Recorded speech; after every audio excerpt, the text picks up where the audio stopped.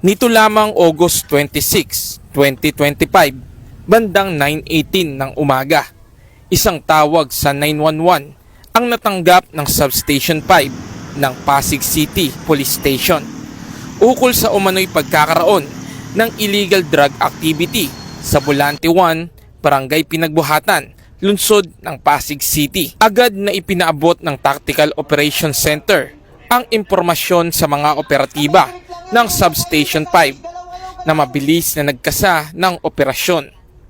Pagdating sa nasabing lugar, naabutan ng mga pulis ang dalawang individual na aktuhang nagre-repack ng hinihinalang shabu. Kinilala ang mga sospek sa mga alias na JR at Raymond, kapwa 20 years old at residente ng Pasig City.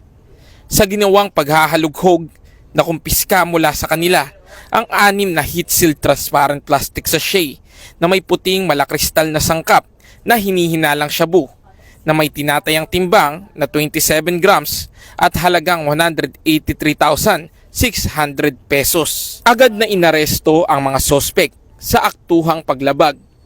Ang mga ebidensya ay maayos na minarkahan at inimbentaryo sa presensya ng isang barangay official at kinatawan ng media.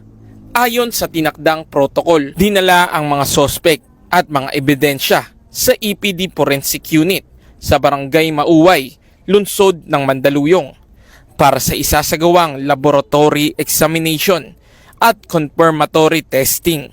Maraming salamat po. Hindi po magiging matagumpay itong kampanya ng kapulisan ito kasama po ang barangay kung hindi po nakikiisa ang ating mga mamamayan.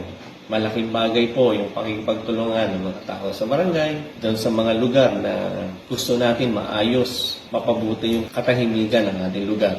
Ganun din po, nagpapasalamat po ako sa Pasig PNP na matagumpay na naisagawa yun pong operasyon para ho mahuli yung mga suspect.